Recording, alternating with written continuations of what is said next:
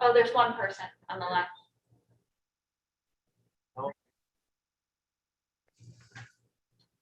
John? Okay, we'll call this special public hearing on ordinances to order. Would you kindly stand and join us in pledge of allegiance to the flag of the United States of America?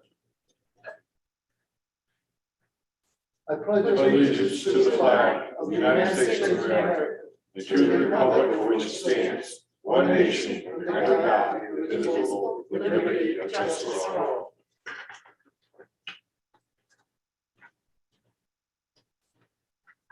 Okay, the ordinance to be heard, an amendment to the Code of Ordinances, sections 4-35. Point of order, Mr. President, you're going to do the roll call first. Oh, excuse me, I'm sorry. Yes, we'll do the roll call. Thank you. Okay, well, let's see. John Anglais is present. McPherson. Present. Chris Balmacy. Here. David Gidwani. David Gidwani. David Gidwani. I presume he's not here. He's absent. Joanna Carloni. Present. Noreen McGordy. Here. She's here. Yes. Present. Okay. Yep, Anthony. I'm here. President. Bertie Simons. Mr. President, if I may offer this to you, Mr. Simon is on vacation in Florida. Okay, thank you. So he's not here. Excuse me. All right. Okay, so that's a roll call. So we have 6 people present, and so it's a quorum. The first item is an amendment to the Code of Ordinances, section 4-35, officer stipends, section 4-29, allowance to companies, section 4-30, deputy chief communications assistant, superintendent of fire alarms, appointed duties and responsibilities. These changes were recommended by the Board of Fire Commissioners and sent to the Board of Aldermen, and that's where we are in the process of hearing, taking public comment with respect to those proposed changes. If I may, for the purpose of further clarification before we take any comments, the section 4-35, put in simpler terms, a fire chief stipend is increasing from $20,000 to $25,000 annually. The deputy fire chief stipend is increasing from $10,000 to $15,000 annually.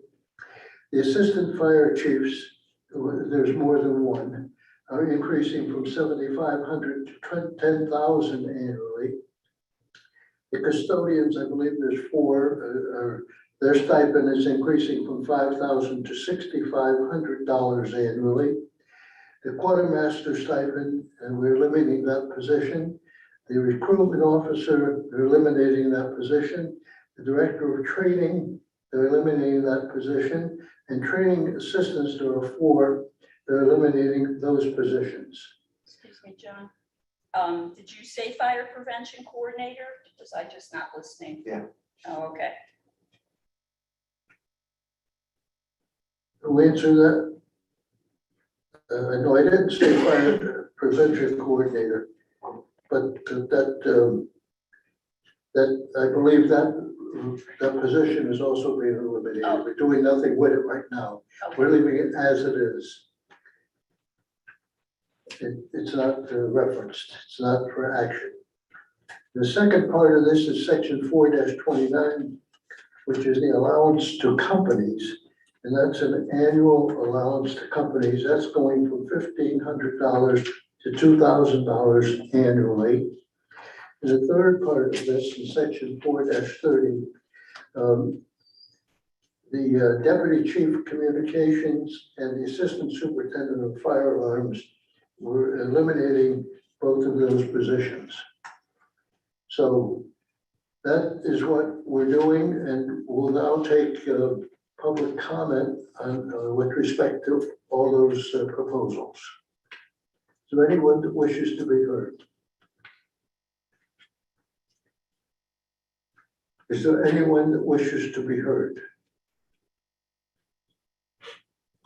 Is there anyone that wishes to be heard? I let the record show that there's no one who wishes to be heard. So therefore, a motion to adjourn the public hearing on ordinances would be in order. So moved. Is there a second? Second. Is there discussion? No discussion, all in favor? Aye. Opposed? So Aye. ordered. So ordered unanimously. I thank the Board of Fire Commissioners for their efforts in this regard and their recommendations. And this next will be heard by the Board of Aldermen at the next Board of Aldermen meeting. We'll take it up and vote it up or down. Okay, thank you.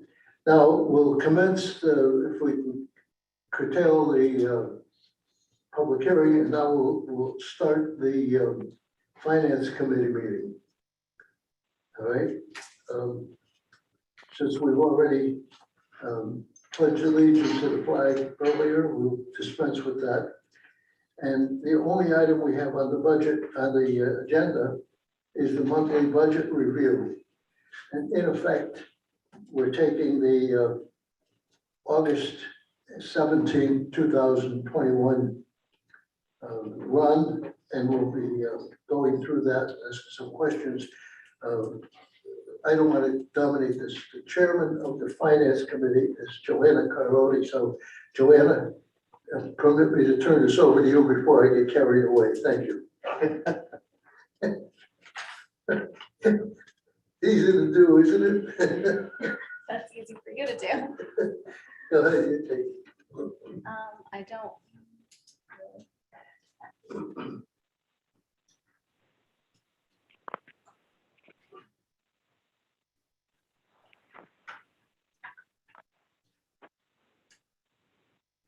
Essentially, what we're talking about here is we've got the finance director, Paul Hiller, and the assistant finance director, Lynn Pescatelli, are here. And if they would be kind enough, maybe they come up forward, or if they feel comfortable where they are, that's fine.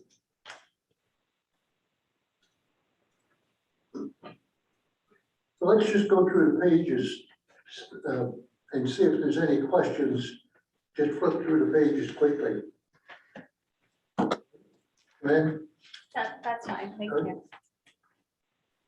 You can go ahead if you'd like. nothing on page one, no questions on page one. Anybody's got a question on any of these pages, just let us know. No questions on page two, no questions on page three, no questions on page four, no questions on page five, no questions on page six, no questions on page seven, no questions on page 8, 9, 10, question on page 11.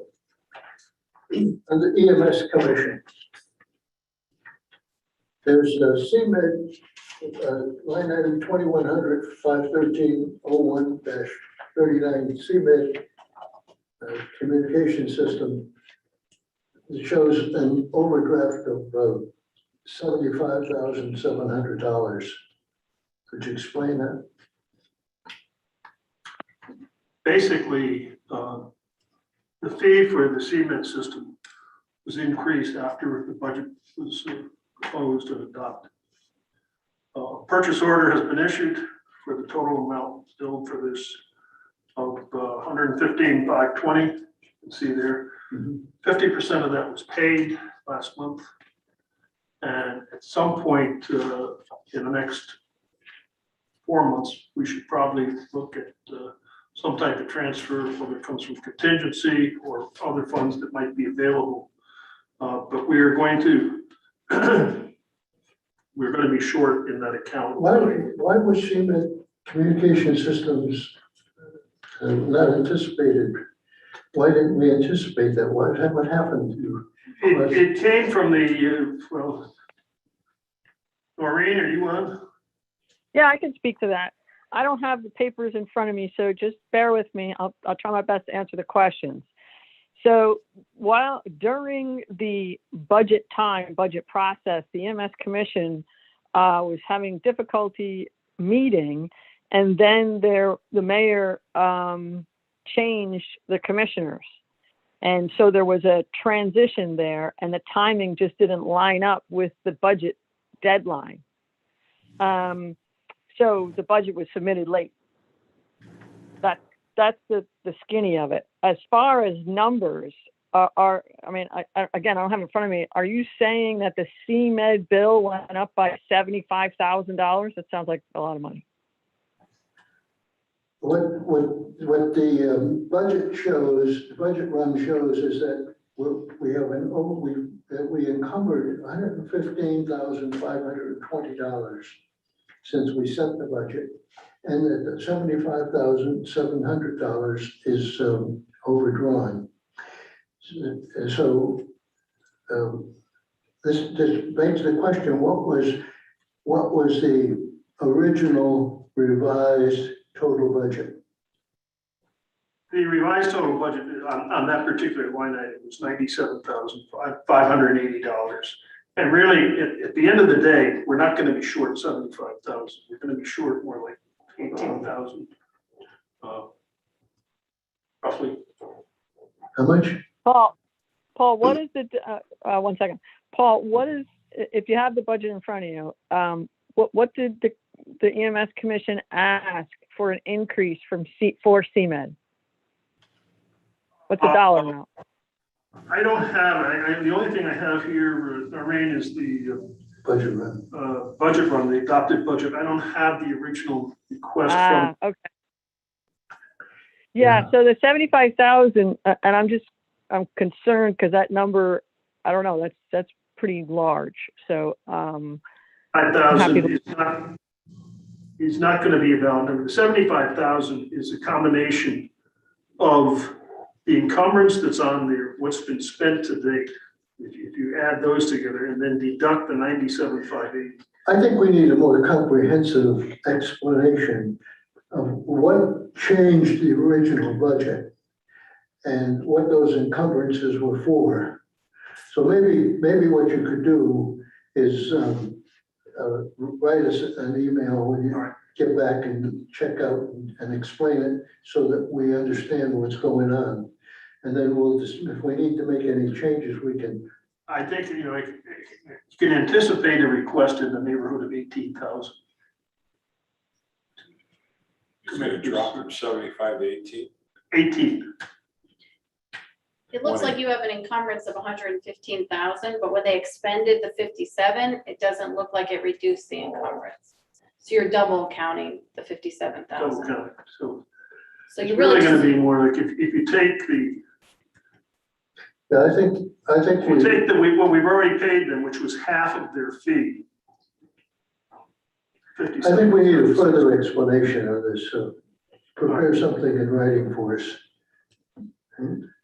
That's fine. Page 12, no questions. Page 13, no questions. Page 14. In the fire department, out-of-pocket reimbursements. Now, this is a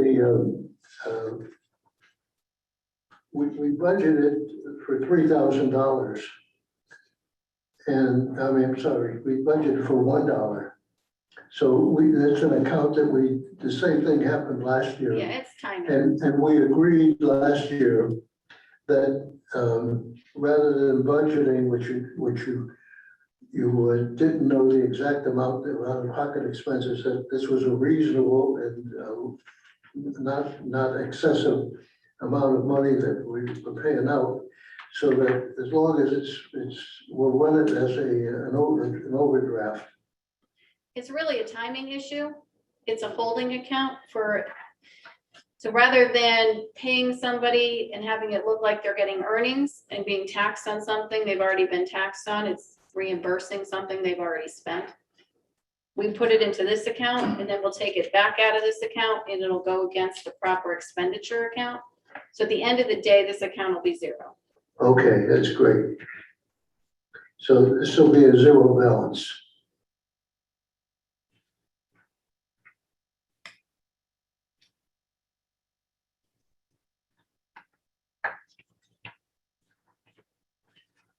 Okay, page 15, no questions. Page 16, no questions. Page 17, no questions. Page 18, no questions. Page 19, no questions. Page 20, no questions.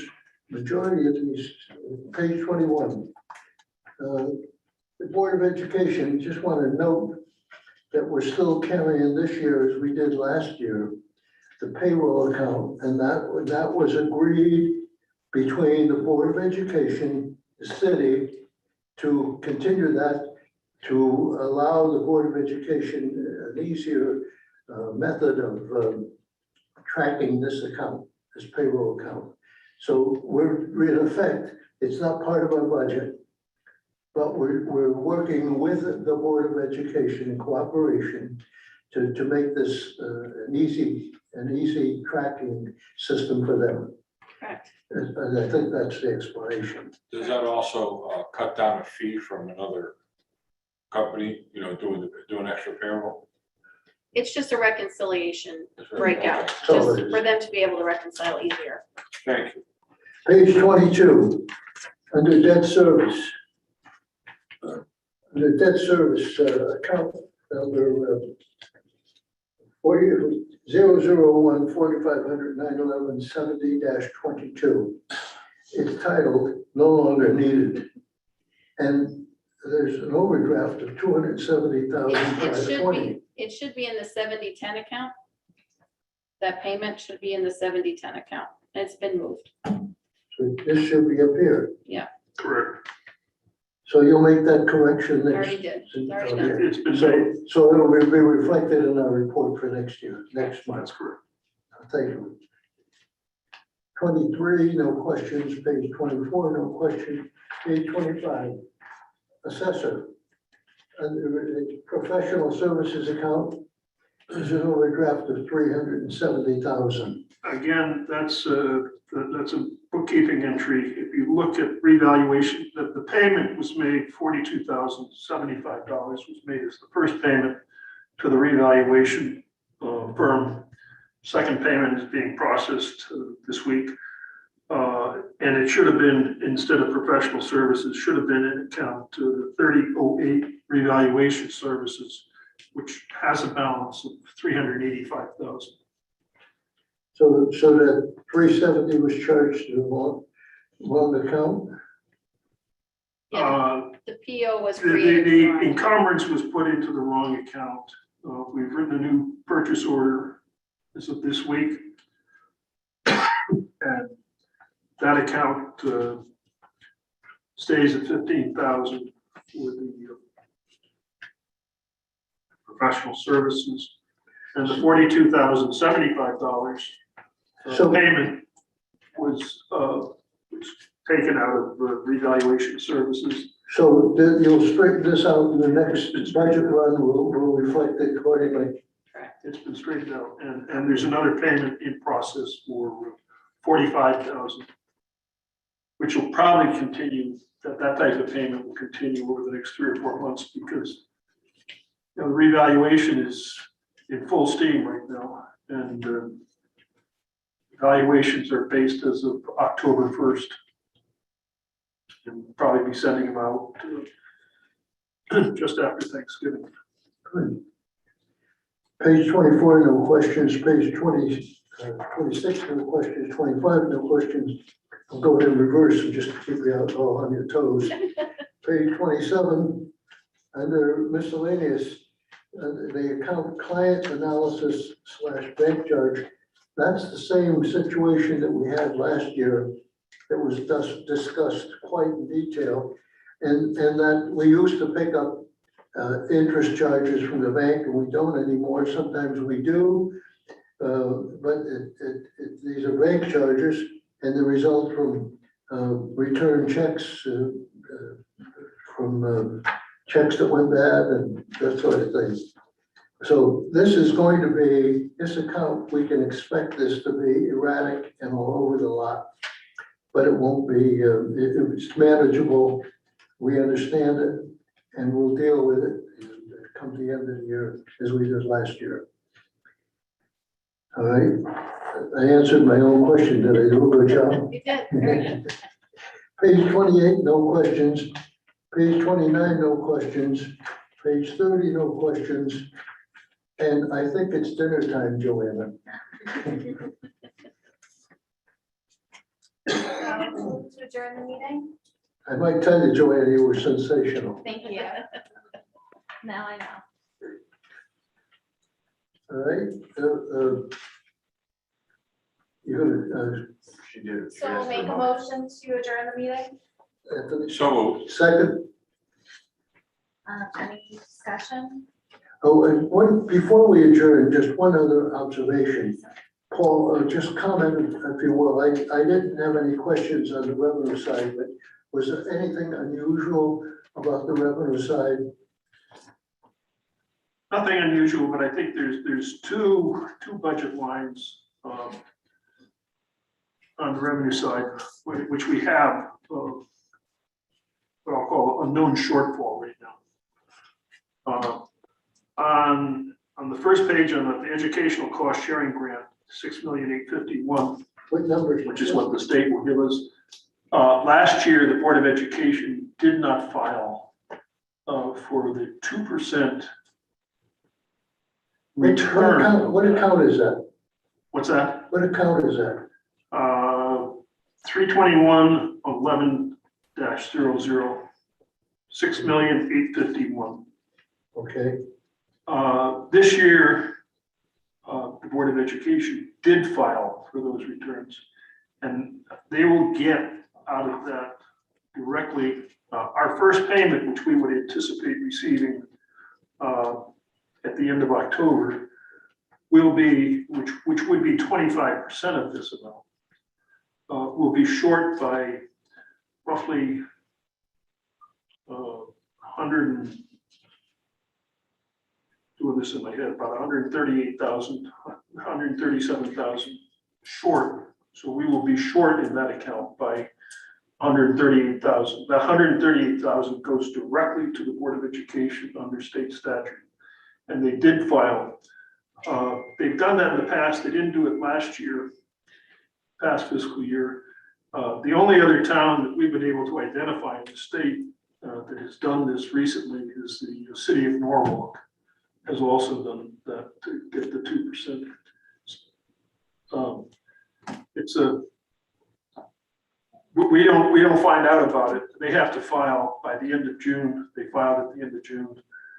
They'll get it, and we're going to be short roughly 137, 138,000 on that account. The other account. excuse me, before you go move on, the education cost sharing. Several years back, the State Board of Education Office of Internal Audit issued a recommendation that the Shelton Board of Education and the Shelton City Administration work together to come up with a procedure in writing about the education cost sharing situation. I think you're talking, excuse me, Mr. President, but I think you're talking more about the excess cost. Excess costs, yes. And the Okay. excess cost grant is not in this budget. Okay. This is the educational cost sharing, which every community in the state gets. It's based upon a Okay. very complicated formula. And we are receiving an increase, but from what we budgeted, we're going to be short roughly 137,000. Yeah. Now, in the end, we might, for example, this past year, we got, and again, I don't understand the state on this because once they do the audit on the excess cost grant, if there's a positive or negative figure on that, the city gets that, not the Board of Education. And this past year, for example, we gained roughly 42,000, I want to say, on that. So we might pick up some of that, but that, again, that's something we won't know until April. So there's no, What was the other account? the other account is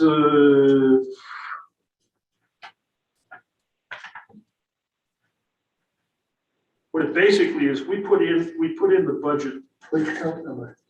funds for the work that we're doing for the city of Derby. We had anticipated that we were going to be doing, well, we have been doing for several years, the animal shelter. And we anticipated that we were going to be doing both the building department and the tax department. The tax department, Derby had not been able to get the permission from the union that was involved in that. And so we are going to, I'm still looking here for the account number. You have it? So we're going to be receiving less than we We're going to anticipated. be receiving, well, the animal control, which is 52.5, we're going to be receiving all of that. Municipal shared services, that it's on page, I don't see a page. It's about the third, fourth or fifth page in. Account 351-19-00, which was budgeted for 115,000. We're going to be short. They're going to pay us 65,000 for the building department, and we're going to be short 50,000 for the not doing the tax service. The offset on that is we had budgeted a slight increase in the tax collectors' payroll accounts, so net maybe we're out about 35,000. Okay. But those are the two known places that we're going to be have deficits. Otherwise, we're target tax collections, et cetera, looking good. Tax collections were very good in the first collection of the year, and I think the other thing that I think is going to be positive is that our estimate on the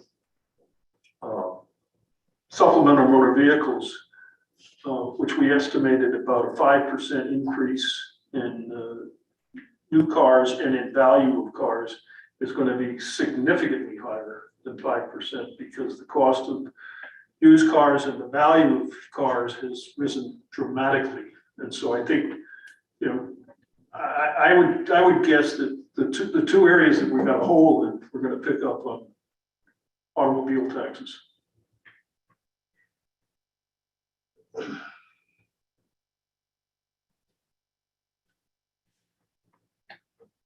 Thank you very much for that. Thank you very much for both of you for the explanations and being with us this evening. Appreciate it. Okay, the motion on the floor to adjourn, I second. You're going to call for it?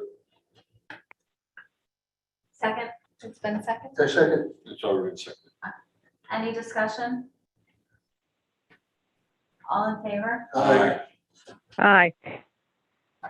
Motion to adjourn. Thank you. Thank you. Thank you. Yeah.